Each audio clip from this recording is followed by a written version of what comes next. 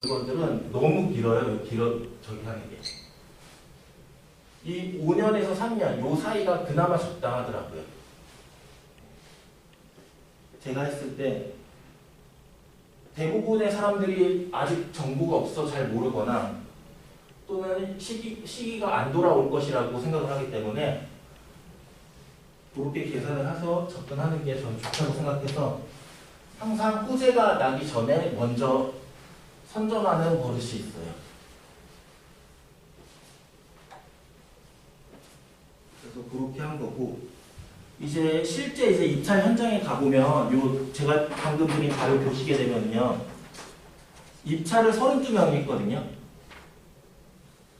그리고 이 다음에 이제 규제가 변화되고 나서 부동산 대책 변화되고 나서 이 같은 단지 아파트가 약 60명이 입찰을 했어요. 그것도 나중에 이제 이거 입찰서 쓰시면서 블로그 자료 같은 거 보시게 되면 그런 게 이제 좀 확인이 될 거예요. 그런데 중요한 것은 이제 실제 입찰전이 들어가면 우리가 이제 전혀 생뚱맞은 금액을 써갖고 낙찰을 받는 게 아니라 정상적인 대가, 정상적인 가격 요걸 쓰시는 분이 낙찰이 되는 거예요.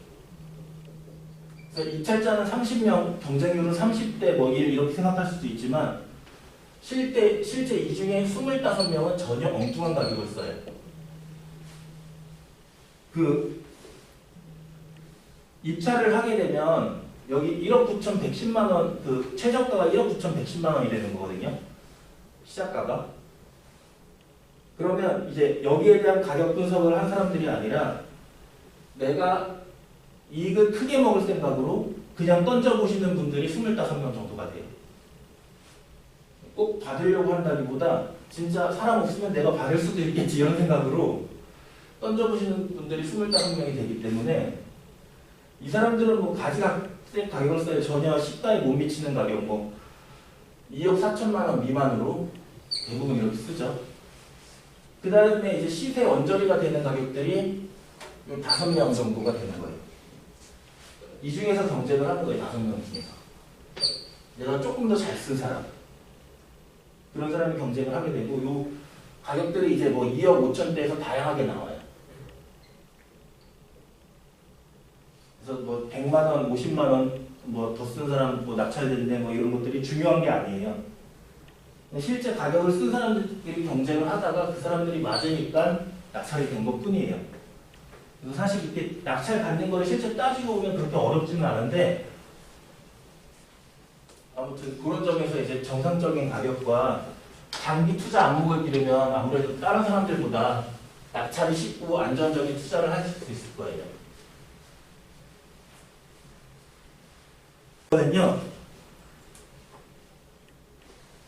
이거를 오늘 입찰한다고 생각을 하셔야 돼요.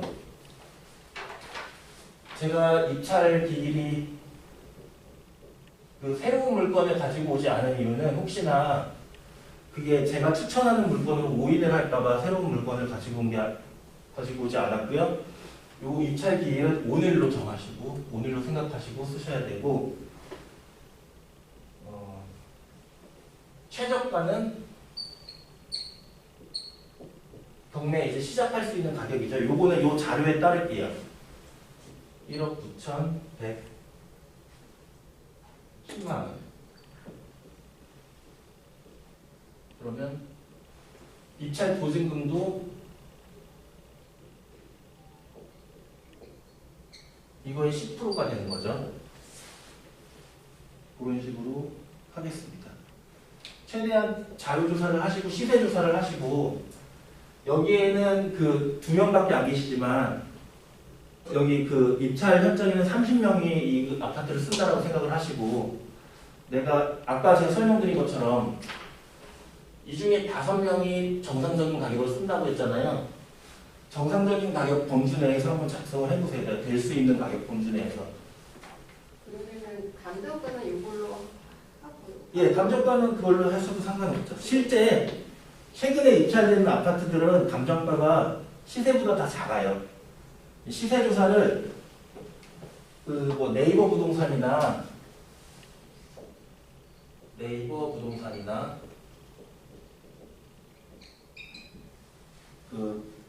저기 블로그 자료 를 통해서 시세를 조사하시면 좋을 것 같아요. 예, 지금 뭐 핸드폰 가지고 계신 걸 통해서 한번 검색을 해보시고 찾아보시고 계속 쓰시면서 질문하셔도 되니 참고되실까봐 우리가 이제 그 임장할 때 먼저 이렇게 자료 조사를 다 하고 가는 경우도 있지만 사실 이제 부동산 투자하시는 분들은 그 임장 자체를 즐기거든요. 내가 살 수 없는 지금 당장 이제 입찰을 할 수 없는 물건이라 하더라도 일단 임장을 생활화하시는 게 하시는 분들이 되게 많아요. 그래서 뭐 나는 지금 갖고 있는 돈이 1억밖에 없을지라도 10억짜리 물건을 가서 본다거나 20억짜리 물건을 가서 본다거나 그러신 경우들도 많이 있고요. 또 임장을 그냥 단순하게 일로 생각하는 게 아니라 여기서 재미를 찾는 거죠. 임장 갈 때 이제 저도 그렇고 다른 분들도 그런데 가족끼리 많이 가요. 가족끼리 많이 가고 우리가 이제 그 여성이 볼 수 있는 부동산의 환경은 다르고 남자가 볼 수 있는 환경도 또 다르거든요. 그리고 아이 입장에서 볼 수 있는 것도 또 달라요. 그래서 그런 의견들을 서로 조율해 가면서 이제 또 재미거리를 찾을 수가 있거든요. 그래서 의견이 일치하면 그것보다 좋은 투자 물건이 없는 거고 장기간 버티기 쉬운 거고요. 투자물을 장기간 버틸 수 있다는 거는 이제 많은 분들은 그 비용적인 측면만 많이 얘기를 해요. 아무래도 비용이 적게 들어가야 돈이 묶이지 않고 버틸 수 있다 이렇게 말씀하시는데 제가 이제 1년 정도 투자를 하고 저는 가장 성공적이라고 생각하는 제 개인적인 투자가 요쪽은 지울게요. 제가 요거는 중요한 건 아니니까 제가 용인 처인구에 있는 한숲시티라는 아파트를 투자했을 때예요. 이때가 제가 투자 당시에 가장 즐거웠었거든요. 왜냐하면 남는 이익은 그렇게 크지 않았어요. 뭐 제일 적은 건 아니었지만 1년을 보유하고 팔았을 때 약 저희한테 2,300만 원 정도의 수익이 떨어졌거든요. 근데 이익이 큰 거는 그리고 뭐 돈이 적게 들어간 것도 아니에요. 사실 대출이 이게 미분양은 아닌데 거의 미분양 아파트처럼 취급이 돼갖고 그 대출도 그렇게 많이 나오지 않고 세입자도 구하지 못해갖고 거의 돈이 한 6, 7천만 원 정도의 돈이 들어갔어요. 적은 가격의 아파트인데도 불구하고 당시에 이제 돈이 많지 않으면서도 이 아파트가 저한테 개인적으로 되게 즐거웠던 이유가 뭐냐면 이 아파트가 이제 용인 처인구에 지으면서 거의 주변이 다 산이고 논이고 그랬어요. 근데 여기에 대림에서 이 한숲시티가 이편한 세상이거든요.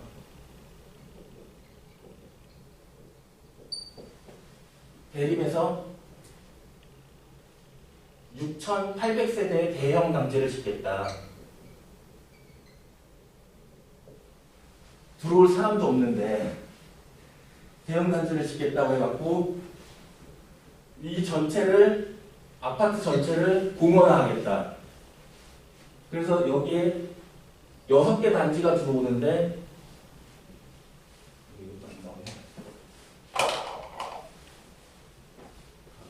빨간색이죠. 6개 단지가 들어오는데 여기에 여기 이렇게 단지가 있고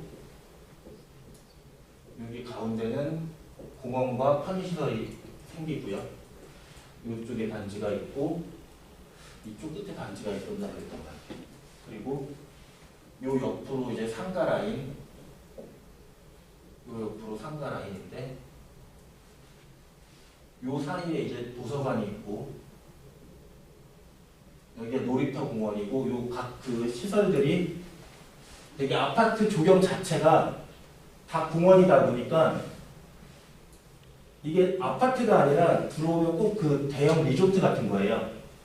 그리고 조금씩 이제 그 뭐 상업시설들이나 식당 이런 게 들어서면서 이때 당시가 비교적 이제 그 과거가 아니라 2018년도 후반이니까 프랜차이즈가 굉장히 유행할 때였어요. 그래서 여기에 이제 상가 건물들의 프랜차이즈들이 쭉 입점이 돼요. 지금 이 용인 한수시티 부동산 하시는 분들이 용인 한수시티 많이 구경 가거든요. 이게 그 정도로 아파트를 투자를 꿈꾸시는 분들은 여기를 가서 구경을 안 할 수가 없는 그런 장소가 되어버렸어요. 너무 예뻐요. 조경부터 다 해갖고 예쁘고 애들 놀기 좋고 그냥 이 단지가 단지 전체가 공원이고 이게 굉장히 커요. 뭐. 여기 2,800세대니까 여기 끝에서 끝에까지 거의 1km 정도가 돼요. 처음에 저희가 이제 입주했을 때는 버스 자체가 한 대밖에 없었고 그랬거든요. 노선이.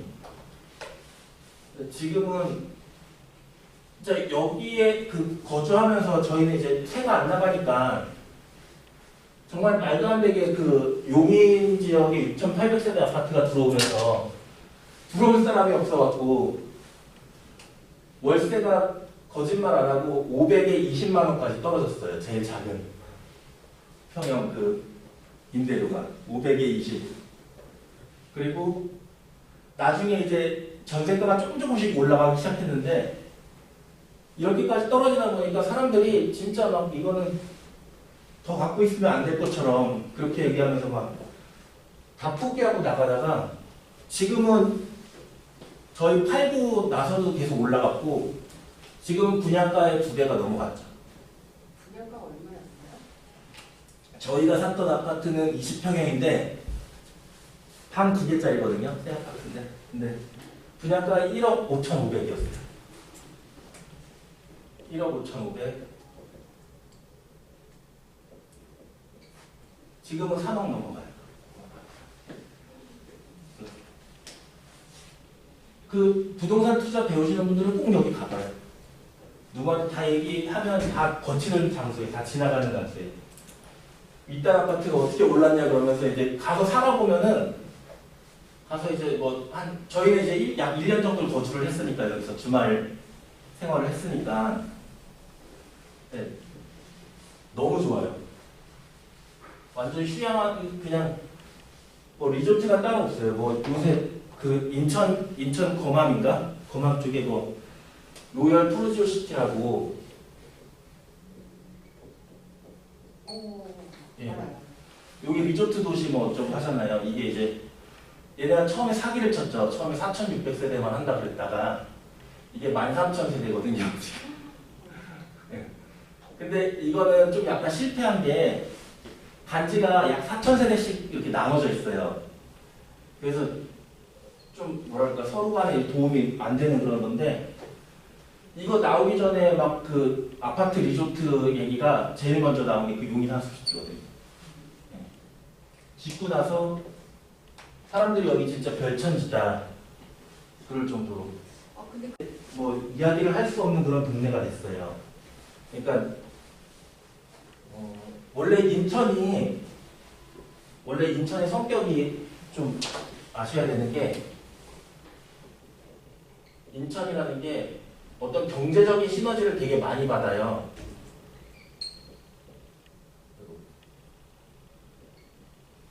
그 여기는 이제 뭐가 들어온다, 뭐 빠져나간다 그러면 아파트 가격이 급상승하고 급감하고 이런 현상들이 많이 생기거든요. 송도의 예전 단점이 계속 대단지가 계속 들어서니까 공급이 너무 많아서 구 아파트가 거래가 안 된다. 이런 얘기도 있었는데 지금은 이제 가격의 차등이 아예 생겨버렸기 때문에 새 아파트랑 구 아파트랑 이제 가격의 차등이 생기고 그 입지의 차등도 명확히 구분이 됐거든요. 그래서 지금 이제 시기적으로 규제적으로 불리한 상황이긴 하지만 앞으로 이것보다는 떨어지지는 않을 거라고 생각해요. 근데 중요한 거는 이제 인천이 어떤 그 요인을 받으면 급락하는 경향이 좀 있기 때문에 급락하고 급등하는 경향이 있기 때문에 위기가 어쩔 수 없이 한두 번은 와요. 예전에도 그랬듯이 예전에 송도도 마찬가지로 빈집 많았고 그 분양가에 미치지 못하는 아파트들도 되게 많았었거든요. 근데 그 뭐지 그 저기 송정국인가?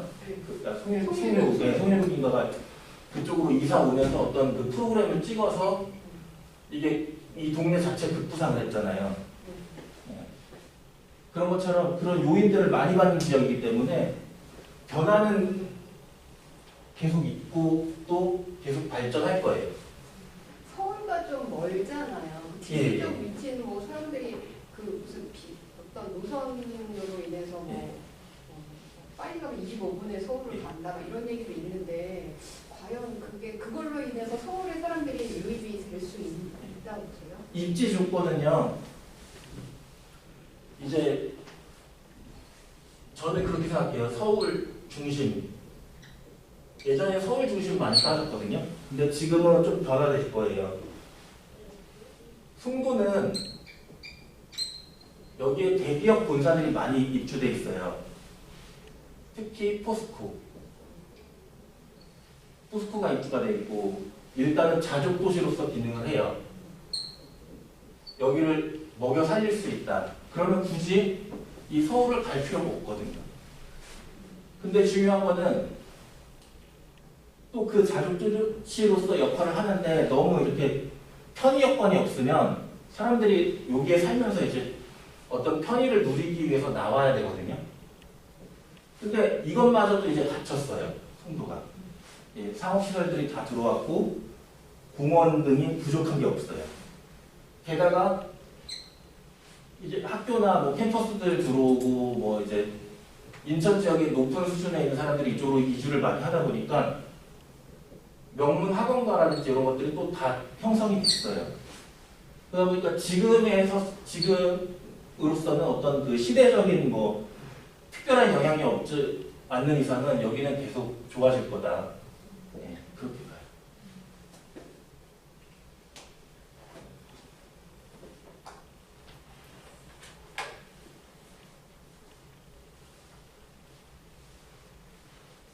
그리고 그 투자를 이제 처음 하시는 분들은 3기 신도시도 주목하셔야 되는 게 소스를 너무 많이 드리는데 어차피 이제 인터넷에서 나중에 또 떠드는 얘기들이니까 먼저 얘기를 할게요. 3기 신도시 중에 우리가 주목해야 될 지역이 있어요. 입지적으로 봤을 때 그 남양주, 왕숙 1신도시를 좀 많이 주목하세요. 여기 분양물을. 여기가 가장 수익이 많이 나는 지역이 될 거예요. 그 인터넷 매체에서는 남양주를 자족도시로 만들겠다. 이렇게 얘기를 하고 있는데 이거는 믿을 만한 얘기가 못 돼요. 왜냐하면 남양주가 제가 실제로 지금 여기서 이제 아파트 농사를 하고 있거든요. 아파트를 좀 매입을 할 수 있는 기회가 있으면 최대한 매입을 하려고 하고 있거든요. 근데 이 자족도시로서의 기능을 하겠다 이렇게 하는데 실질적으로 여기 하면은 어쨌든 간에 주요 도시가 이제 경기 남부에 산업이 집중돼 있어요.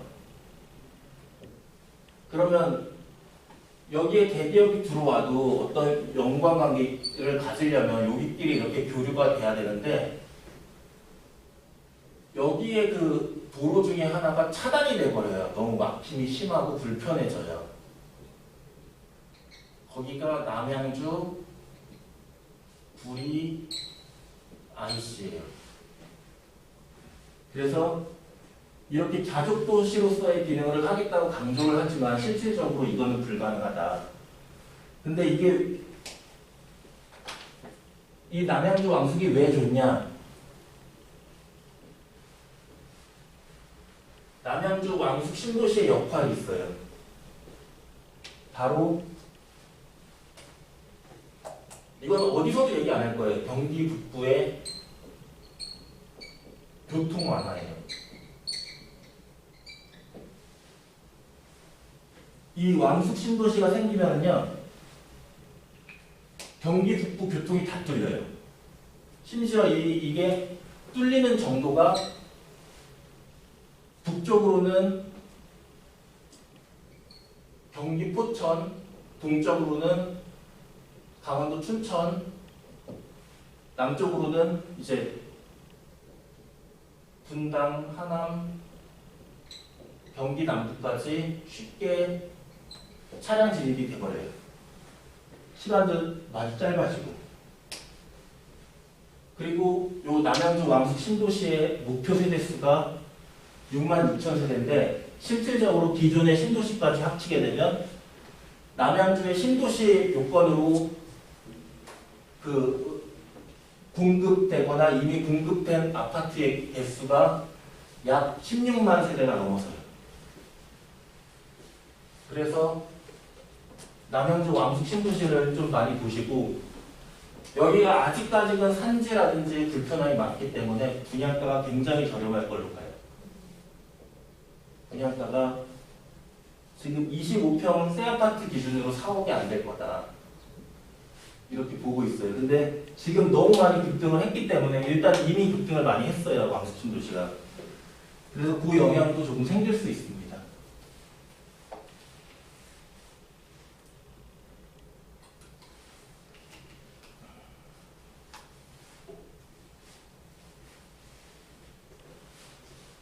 심지어 이제 행정시설 이런 것들도 남양주에, 그 예전에는 이제 법원 같은 경우도, 저희는 이제 법무사 일을 하다 보니까 법원을 많이 보잖아요. 남양주 15번이었거든요. 15번의 규모가 굉장히 작은 법원이에요. 근데 이제 지원급으로 바뀌었습니다. 올해부터. 지원급으로 바뀌었고, 계속 남양주를 이 남양주 하나로 보는 게 아니라 구리랑 통합시켜서 보려고 해요. 구리 쪽은 이제 서울에 접근성이 너무 좋은 땅이기 때문에 땅값이 너무 비싸거든요. 그래서 점점 좋아지고 있어요. 앞으로 몇 년 보세요? 남양주는 계속 봐도 돼요. 계속 오를 거예요. 뭐 분당이나 판교랑 비교할 수는 없지만 이제 동탄과 비슷하다고 봐야죠. 동탄에 그 입주하신 분들, 1기 신도시 때 입주하신 분들 있잖아요. 아파트 분양가 2억도 안 됐거든요. 지금 그 중에 이제 메인 아파트, 대장 아파트가 14억, 15억을 가요. 그렇게 생각하시면 좋을 것 같아요. 그거를 유사하게 따라갈 거다, 이렇게 봅니다. 제가 이런 얘기를 드릴 수 있는 게, 이제 그 부동산 투자를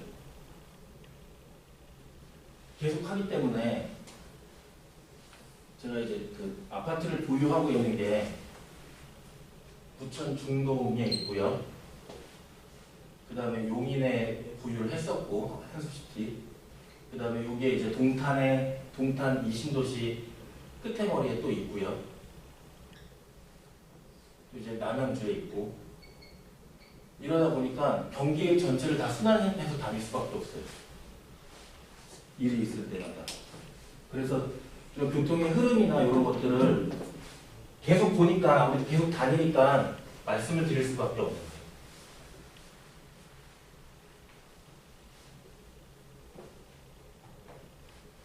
그 탁상 공론 하시는 분들하고는 좀 다른 정보죠. 남양주 왕숙을 저는 이제 2년 전부터 계속 얘기를 했거든요. 근데 아무도 관심이 없다가 최근에 인터넷에 많이 나와서 말씀을 드리는 거예요.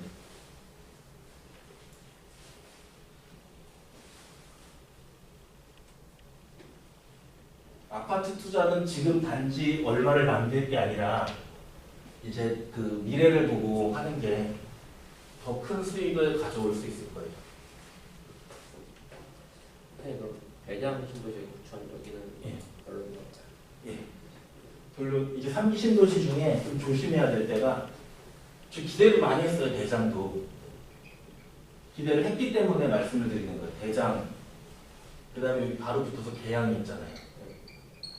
그리고 또 하나가 광명 시흥 신도시가 있잖아요. 그래서 엄청 기대를 했어요. 이 세 군데 다. 근데 기대의 결과가 별로 좋지가 않아요. 지금. 왜냐하면 요거는 대장 같은 경우에는 이제 임대 물량이 더 많아요. 그래서 뭐 일단은 일반인들이 투자적인 관점에서 접근하기 자체가 어려워요. 계양도 요거는 비슷해요. 아무래도 인접지에 있다 보니까. 차라리 이제 뭐 어떤 공급 물량이 있다거나 그러면 대장보다는 계양을 가라라고 얘기하고 싶어요. 요 지역에서 이제 왔다 갔다 하는 저희한테는 계양이 조금 더 낫다. 대장보다는. 그렇게 말씀드리고 싶고, 광명 시흥은 여기는 이제 아마 예상하는 게, 그러니까 모든 게 다 시작은 분양가예요.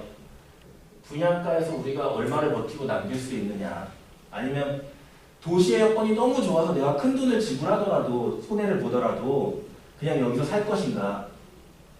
근데 이 분양가 자체가 이미 미지수예요. 여기 광명시는 너무 높을 것 같아요. 이미 뭐 시흥 같은 데도 6억이 이제 넘어가고 있는데 분양가가. 그리고 소사는 소사 얼마 전에 힐스테이트 분양한 거 그거는 거의 9억이죠. 그러다 보니까 여기 분양가는 미지수에 아무리 신도시를 한다고 해도 분양가 상한제 다 적용된다 하더라도 남길 수 있는 가격이 별로 없을 것 같아요. 차라리 광명 시흥에 가는 걸 포기하고 우리가 이제 구아파트를 산다 그러면 옥길이나 은계 쪽이 더 훨씬 더 좋을 것이다. 은계는 시흥 얘기하는 거예요. 옥계하고 바로 붙어 있는데 그렇게 봐요. 지리적 요건도 별로 안 좋은데 일단은 우리가 아파트에 살려면 살아야 되잖아요. 사람이 들어가서 살아야 되거든요. 내 주거가 안정이 돼야 되거든요. 근데 이 지금 3기 신도시로 지정된 땅 중에 거의 대부분이요. 대부분 이제 규제에 있던 걸 풀다 보니까 산업지구였던 데거나 산업지구 예정지였던 데가 좀 많이 풀리고 그 다음에 공원지역이었던 데가 많이 풀리고 이러다 보니까 굉장히 안 좋아요. 특히나 산업지구 같은 데는 이미 뭐 고압선이나 이런 게 다 들어가 있기 때문에 인체에 굉장히 그 유해함을 줄 수가 있고 물론 이제 사람이 없어서 밀려 나오다 보면은 가격은 오를 수 있겠지만 그 전에 뭐 암이라든지 큰 병에 걸릴 수 있다라고 봐요. 그리고 요새 이제 최근에 이제